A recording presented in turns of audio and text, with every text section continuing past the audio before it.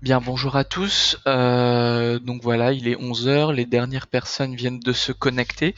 Nous allons pouvoir commencer ce webinaire Vodéclic consacré au social learning en bibliothèque.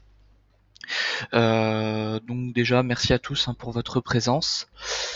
Donc je vous propose de commencer tout de suite avec un ordre du jour assez simple. Je vous propose de commencer tout d'abord par une présentation rapide de Vodéclic. Puis voilà, de rentrer dans le vif du sujet en abordant la question de savoir ce qu'est le social learning et de terminer par un petit focus sur ce que nous chez Vodéclic on fait en termes de social learning et enfin de terminer par une petite session de questions-réponses. Je rappelle d'ailleurs à tous les participants que vous pouvez à tout moment poser vos questions via le module de chat qui est à votre disposition dans la console GoToMeeting. Donc n'hésitez surtout pas à poser vos questions. Bien. Donc pour commencer, voilà une petite présentation de Vodéclic. Qui sommes-nous? Eh bien Vodéclic c'est une société relativement jeune encore puisqu'elle a été créée en 2007. Euh, qui propose à l'heure actuelle un peu plus de 21 000 modules de formation donc sur la bureautique et l'informatique, voilà, euh, avec 25 collaborateurs et environ 4500 clients, dont 200 bibliothèques et EPN. Et donc tout ça représente un total de 1,1 million d'utilisateurs dans le monde. Donc voilà, rapidement, pour vous donner une idée de la typologie de clients sur lesquels on peut travailler en bibliothèque, vous avez ici quelques exemples. Vous voyez qu'on va travailler aussi bien avec de grandes structures, comme par exemple le réseau des bibliothèques de l'agglo de Pau ou de la communauté urbaine de Strasbourg, des bibliothèques départementales, mais également des bibliothèques de villes beaucoup plus petites. Là, je pense notamment à la ville de Charavine, qui est une petite ville de 1800 habitants qui est située en Isère, par exemple. Euh, donc voilà, on voit ici que la thématique de la formation bureautique touche vraiment tout type de structure. Voilà. Donc pour bien situer mon discours, Vodéclic en fait c'est une application SaaS tout en un basée sur cinq briques, cinq composantes que vous voyez ici. La première c'est l'application en elle-même, donc l'application SaaS en accès illimité. SaaS rapidement pour ceux qui ne maîtriseraient pas l'acronyme, c'est un acronyme anglais pour Software as a Service. En fait, tout simplement, ça représente tous les logiciels avec lesquels vous allez pouvoir accéder directement en ligne à l'aide d'un identifiant et d'un mot de passe. Donc, on peut citer à titre d'exemple des choses comme Facebook, Twitter, Google Doc ou Office 365. Et donc autour de cette application, eh bien nous avons ajouté un certain nombre de services, donc les formations et les référentiels de compétences, la gestion et le reporting, le déploiement et l'intégration, donc la façon dont vous allez pouvoir mettre vos déclics à disposition des personnes, et les services pédagogiques. Et d'ailleurs, le social learning, pour nous,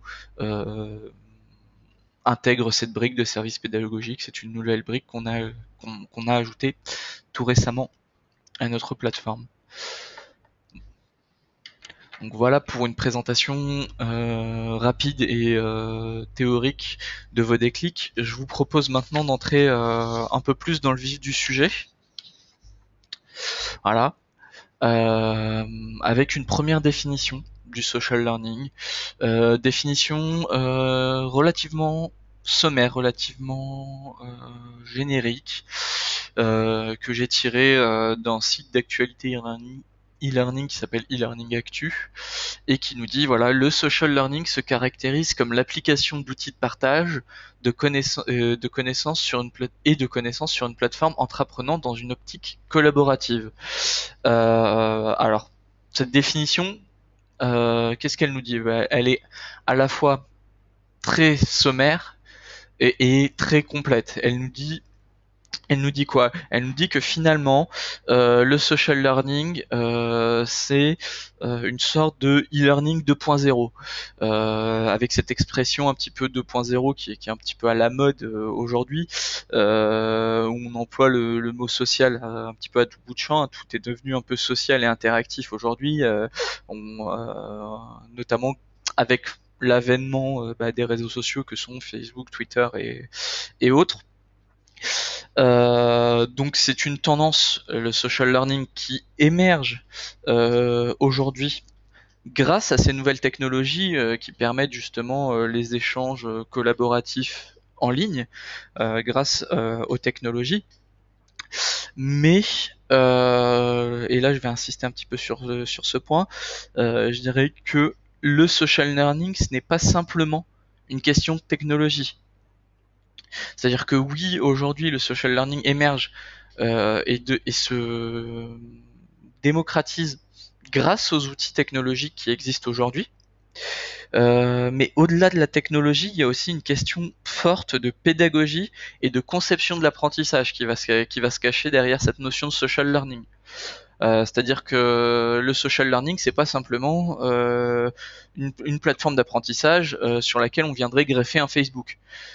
C'est beaucoup plus que ça. Ça implique derrière une réflexion en termes de pédagogie et en termes d'expérience d'apprentissage qu'on veut proposer aux utilisateurs. Et donc, ça m'amène à mon deuxième point, à la deuxième définition que je vais vous proposer. Cette fois-ci, c'est une définition beaucoup plus orientée vers le monde des bibliothèques, qui est la définition de ce qui a été appelé l'auto-formation sociale, que moi je qualifie social learning en bibliothèque. C'est une définition qui nous a été proposée dans un mémoire d'études de l'ENSIB par Clotilde Périgot, qui est maintenant, je crois, de mémoire conservatrice du réseau des bibliothèques de Meaux, et qui a fait un mémoire sur le thème des dispositifs d'auto-formation en bibliothèque publique. Et elle nous dit quoi, cette définition? Elle nous dit: cet axe met à mal l'idée d'une auto-formation solitaire, en rappelant l'importance de l'apprentissage que l'individu peut extraire des différents groupes et organisations qu'il fréquente. Il repose sur un apprentissage collaboratif au travers d'organisations comme les forums, sites d'échange, systèmes d'échange de savoir et d'échange local, réseaux et lieux de sociabilité. Euh, et donc ici, cette définition, qu'est-ce qu'elle nous montre? Elle nous montre bien que finalement, l'auto-formation et le social learning, c'est pas simplement une question de technologie, c'est aussi une question d'environnement, d'apprentissage. C'est-à-dire qu'ici, cette définition, cette idée d'auto-formation sociale, ça met en lumière un point, qui est de dire que finalement le social learning, ça existe déjà de façon plus ou moins structurée en bibliothèque. Parce qu'ici, on ne nous parle pas des outils technologiques, on nous parle voilà, des échanges locaux et des lieux de sociabilité. Et les lieux de sociabilité, c'est rien d'autre que des lieux où les gens viennent se rencontrer. Typiquement la bibliothèque. Donc on voit bien ici que il n'y a pas simplement une implication technologique à faire du social learning, mais il y a bel et bien aussi une dimension sociale et je dirais sociétale. Et donc ça implique également un deuxième point, et j'en parlais tout à l'heure en termes de pédagogie, justement cette notion d'auto-formation sociale ou de social learning en bibliothèque, ça implique une conception différente de la pédagogie et de l'apprentissage, puisque jusqu'à aujourd'hui, on a toujours été dans une logique d'apprentissage relativement passif, ce que je pourrais appeler le modèle finalement élève-professeur. C'est-à-dire que quand vous êtes en classe, l'élève reçoit une information, c'est-à-dire que le professeur fait son cours, l'élève reçoit l'information et il ne peut interagir que si on l'y autorise. Donc, c'est-à-dire, il faut typiquement qu'il demande à prendre la parole, ou alors il peut prendre la parole dans des créneaux qui vont être dédiés à l'échange, mais qui vont être exclusivement dédiés à l'échange et pas à l'apprentissage. Là, typiquement, je peux prendre un exemple assez simple qu'on va retrouver par exemple dans les cours à l'université, où il y a une vraie opposition entre les cours magistraux d'un côté et les travaux dirigés de l'autre. C'est-à-dire que le cours magistral va être un temps où le professeur va être là pour délivrer l'information aux élèves et où l'élève sera là simplement pour absorber cette information, et où ensuite les travaux dirigés vont servir euh, comme temps d'échange et comme temps de réapplication de la connaissance, mais ce sera pas plus non plus un temps d'apprentissage. Et donc ça marque aussi un changement dans la pédagogie, puisque le social learning va justement permettre, dans une certaine mesure, une inversion des rôles. Puisque si on parle d'échange et de collaboration, ça suppose qu'à n'importe quel moment, euh, une partie prenante de l'apprentissage, donc que ce soit celui qui délivre l'information ou celui qui la reçoit, peut interagir avec les autres. Et donc l'élève peut devenir professeur et le professeur peut devenir élève. Autre point également intéressant à aborder à propos de ces changements de pédagogie, c'est que au-delà de l'inversion des rôles, il y a également, du fait de l'interaction entre les personnes, euh, le fait que l'information peut être partagée par tous. C'est-à-dire que n'importe quel membre du groupe peut aller chercher une information, soit en posant une question, soit en faisant sa propre recherche, et soumettre cette information et la partager avec les autres membres du groupe. Ce qui veut dire qu'aujourd'hui, un professeur peut partager les informations, mais un élève qui aura justement creusé la question, qui se sera renseigné plus, pourra temporairement, entre guillemets, prendre le rôle de professeur en partageant l'information qu'il aura découverte, qu'il aura trouvée. Et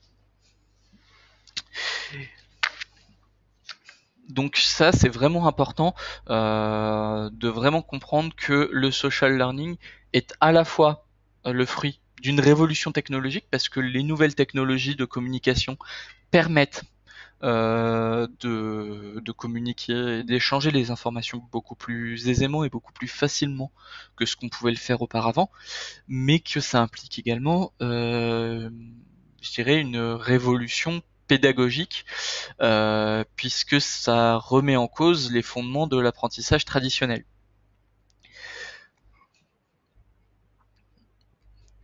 Mais bien que ça mette en cause les fondements de l'apprentissage traditionnel, il faut bien voir également que le social learning n'est pas quelque chose de complètement nouveau, qui a été inventé avec les nouvelles technologies.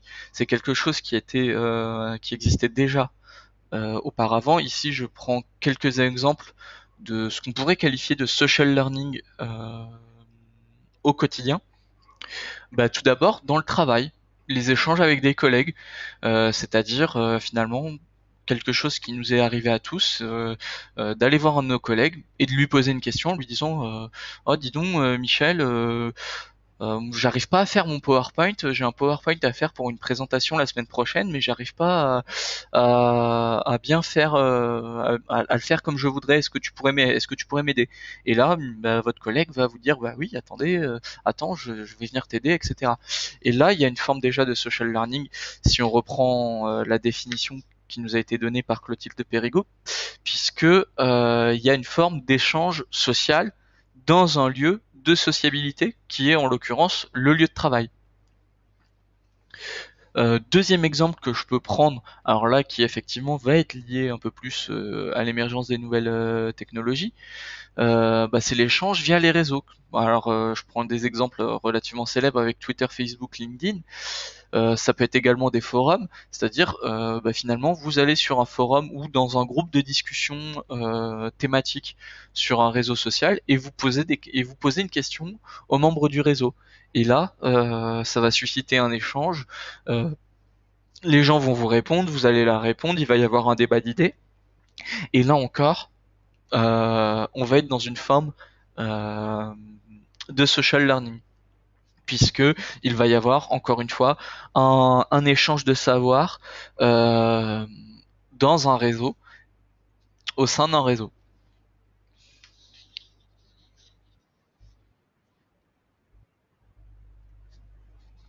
Donc ça m'amène tout naturellement à poser la question finalement de ce qu'est le social learning en bibliothèque. Là encore, j'ai pris des exemples relativement courants de choses qui se pratiquent déjà en bibliothèque. Le premier exemple, c'est les ateliers d'auto-formation que vous pouvez organiser dans vos établissements. Finalement, l'atelier d'auto-formation, il va avoir cette vertu qui va regrouper un groupe d'apprenants autour d'une même thématique. Typiquement autour de l'apprentissage de l'informatique, de la retouche photo, etc., etc. Ces gens vont être réunis au sein d'un groupe, d'une communauté d'apprentissage. Et ça aura une vertu, deux vertus. La première, c'est de créer justement ce groupe d'apprentissage au sein duquel vont se créer des échanges. Mais la deuxième chose, c'est que cet atelier va permettre de finalement maintenir le groupe en dehors de la bibliothèque. C'est-à-dire que grâce au social learning et à l'échange euh, via les réseaux euh, et via les modes de communication, finalement le groupe va pouvoir continuer de vivre en dehors de la bibliothèque.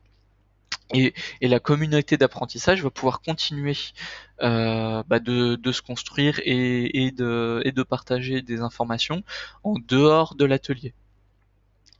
Un deuxième exemple qui me semblait intéressant également à prendre, ce sont tous les services de questions-réponses qui peuvent exister. Là, j'ai pris l'exemple du réseau BiblioSésame. Alors pour ceux qui ne le connaissent pas, le réseau BiblioSésame, à l'origine, c'est une initiative lancée par la Bibliothèque publique d'information, la BPI, qui consistait à dire pour les lecteurs, vous posez une question et on vous répond sous 48 heures. Et en fait, cette initiative, c'est finalement structuré en réseau, c'est-à-dire qu'il y a beaucoup d'autres bibliothèques en France qui ont rejoint cette initiative et qui font également partie de la communauté. Et ça également, ça peut être considéré comme une forme de social learning dans le sens où cette communauté de personnes qui posent des questions et se répondent, ça fédère finalement les usagers du service au sein de la communauté d'apprentissage qui va être créée par le service, puisque finalement vous savez, toutes les personnes vont se sentir concernées et vont échanger des informations au sein du réseau.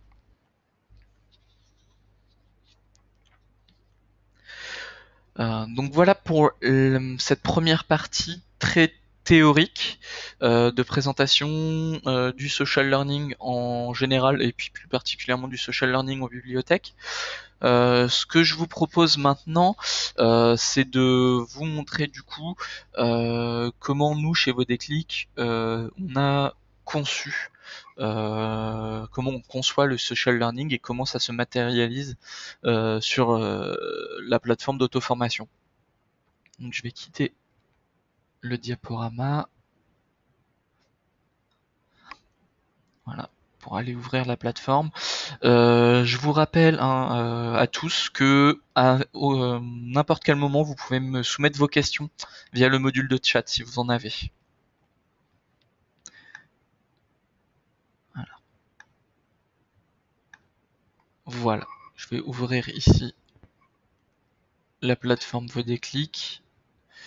Et donc le social learning chez Vodéclic, il se matérialise comment? Eh bien il se matérialise grâce à cette fonctionnalité ici de messagerie, qui est une fonctionnalité relativement récente sur notre plateforme, puisqu'elle a été introduite, je crois de mémoire, à la fin du mois de novembre ou au début du mois de décembre de l'année dernière. Donc c'est vraiment quelque chose de nouveau pour nous. Et cette fonctionnalité, justement, c'est pour nous un premier pas vers la création, vers l'évolution de la plateforme, vers des fonctionnalités de social learning. Donc cette fonctionnalité de messagerie, comment elle fonctionne? Je vais vous montrer ça tout de suite. Je vais cliquer ici sur l'icône messagerie.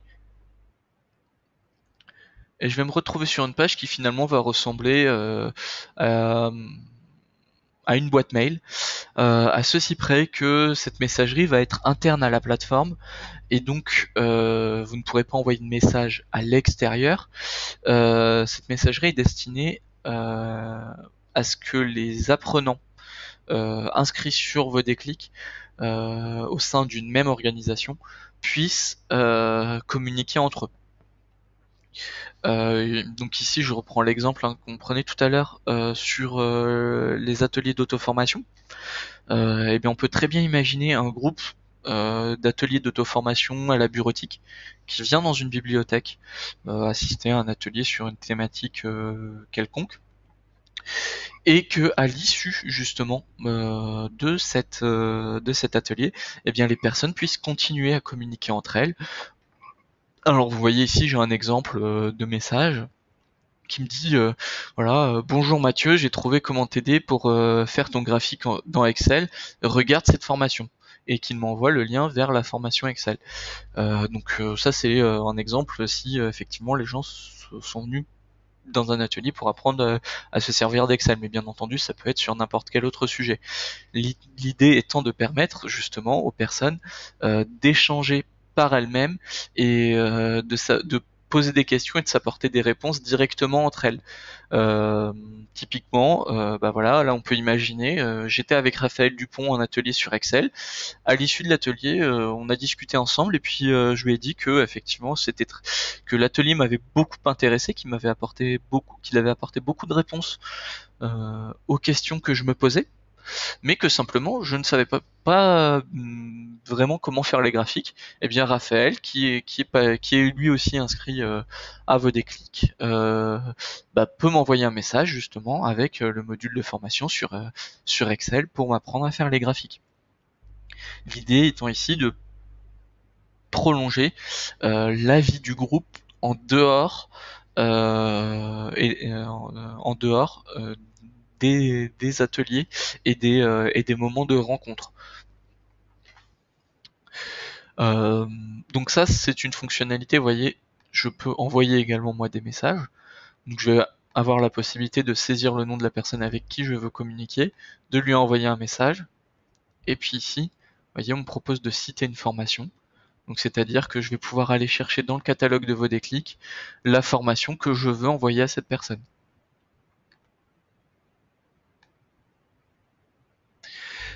Donc là, c'est dans le cadre de partage de formation globale, mais on peut imaginer également, et je vais prendre cet exemple-là pour terminer la présentation de la fonctionnalité de messagerie. Par exemple, allez, pour rester avec l'exemple d'Excel, je peux très bien aller sur la plateforme et partager simplement un module de formation. Par exemple, j'ai discuté avec Raphaël et Raphaël me dit moi je sais pas trop comment je sais pas utiliser le zoom, comment faire en sorte d'avoir un affichage d'afficher en plus grand ce qui s'affiche dans mon logiciel Excel.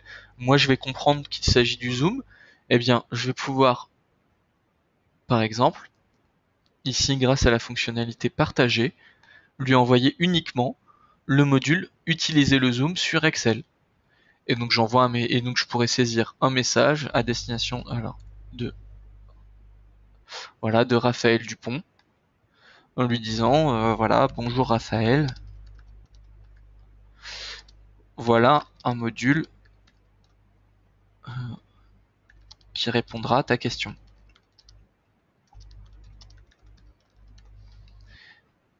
Et je peux lui envoyer le message. Et donc l'idée ici, c'est bien, bel et bien de permettre aux personnes de pouvoir communiquer entre elles et de pouvoir échanger et s'apporter des réponses aux questions qu'elles se posent directement en discutant entre elles.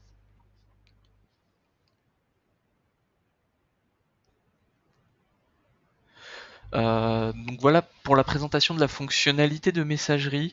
Je terminerai juste cette présentation, la présentation de ce module en vous disant que cette fonctionnalité de messagerie, c'est qu'une première étape pour nous.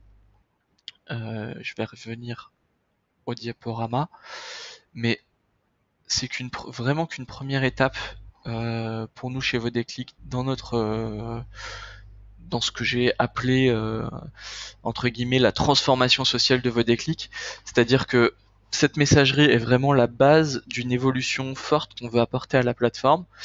Et la prochaine étape de cette évolution, ce sera justement l'introduction de la notion de badge. Alors, je m'explique rapidement pour ceux qui ne maîtriseraient pas le concept de badge. L'idée du badge, ce sera alors déjà dans un premier temps, ce seront ce qui se rappellera des badges de complétion, c'est-à-dire qu'on vous décernera une sorte de médaille en fonction du taux de complétion des formations. C'est-à-dire, vous aurez un petit badge qui s'affichera sur votre profil et qui dira, voilà, Raphaël Dupont a regardé 25%, 50%, 100% de la formation sur Excel, par exemple. Donc ça, c'est vraiment la première étape dans la création de ces badges. Par la suite, qu'est-ce que ça induira Ça induira à terme la création de référents pédagogiques au sein de la plateforme. Euh, C'est-à-dire que à terme, l'idée de ces badges, ce sera bien sûr de vous donner un score, comme je le disais, en termes de complétion, c'est-à-dire en termes de visionnage de la formation. Vous aurez un badge qui dira, bah voilà, telle personne a regardé un quart, la moitié, 75%, 100% d'une formation. Mais il y aura également aussi à terme un badge qui sera un badge basé sur les résultats des évaluations que vous aurez pu passer. Et par exemple, si je reprends l'exemple de Raphaël Dupont, qui passe une évaluation sur Excel et sur laquelle il se trouve que il obtient de très bons résultats, eh bien on lui décernera également un badge, une sorte de badge expert, qui lui conférera justement le titre entre guillemets de référent pédagogique. Alors bien sûr cette notion est un peu subjective, mais l'idée c'est justement de venir renforcer cette notion d'échange d'informations, c'est-à-dire que grâce à ce badge qui dira que Raphaël Dupont a passé une évaluation sur Excel et a obtenu une très bonne note à son évaluation sur Excel, eh bien à ce titre, vous pourrez lui envoyer un message et le solliciter pour lui poser des questions sur Excel par exemple, en disant bon bah voilà, bonjour Raphaël, j'ai vu que tu avais un badge d'expert sur Excel, est-ce que tu peux répondre à ma question et vous pourrez lui soumettre votre question. Et donc ça induit un deuxième point, c'est l'introduction de la notion alors de ludification ou de gamification pour ceux qui sont un petit peu accros aux anglicismes. Voilà, ludification étant le terme français. L'idée étant d'amener justement un côté ludique à l'apprentissage via ces badges et via cette notion de référent, puisque finalement l'idée ce ne sera plus d'être dans une logique d'apprentissage très structurée sur lesquels voilà, vous avez un professeur en face de vous et il faut que vous appreniez, mais ce sera beaucoup plus justement interactif dans le sens où n'importe quelle personne pour entrer en interaction avec les autres apprenants, soit pour apporter des réponses à leurs questions, soit pour soumettre ses propres questions.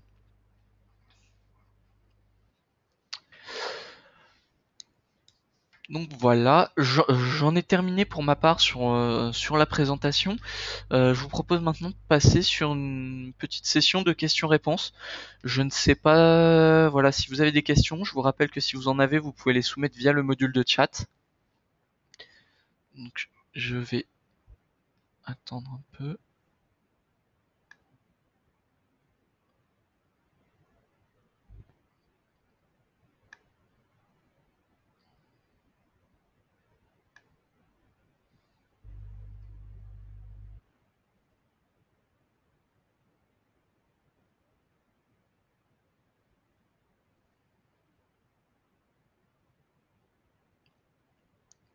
Alors je ne sais pas s'il y a des questions, pour l'instant je n'en vois pas. N'hésitez pas, hein, surtout si vous avez s'il y a des points qui ont été abordés qui ne vous ont pas semblé clairs ou sur lesquels je suis passé peut-être trop rapidement pour vous.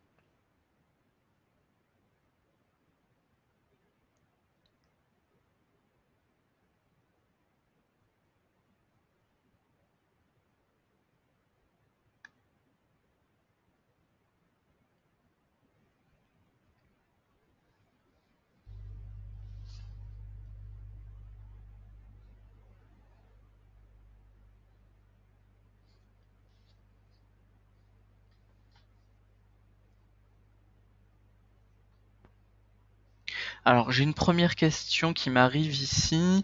On me demande pourquoi choisir le modèle de la messagerie et pas le forum. Alors pourquoi le modèle de la messagerie et pas du forum? Tout simplement parce que le forum est une notion trop vaste en fait, dans laquelle les interactions peuvent être beaucoup trop larges, là où la messagerie va permettre des interactions beaucoup plus ciblées, beaucoup plus individuelles. Euh, donc c'était vraiment cette notion de d'échange individualisé de personne à personne qui a voulu être développée.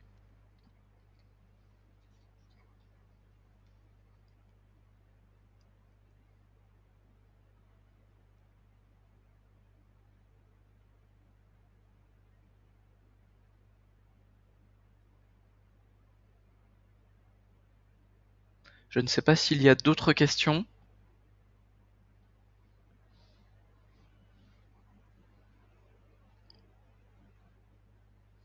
Je vais attendre encore quelques minutes pour voir s'il y a d'autres questions et sinon je mettrai un terme à la présentation. Vous pouvez continuer à me soumettre vos questions. Je vais simplement vous afficher à l'écran mes coordonnées pour ceux qui souhaitent voilà, avoir plus d'informations à la suite de cette présentation, voilà, que ce soit une démonstration de vos déclics ou des questions plus précises, vous pourrez me recontacter par la suite. Je regarde s'il y a d'autres questions qui m'arrivent.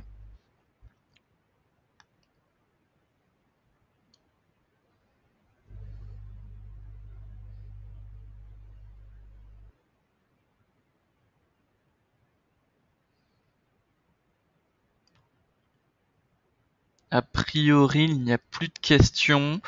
Donc je vais mettre un terme à cette présentation.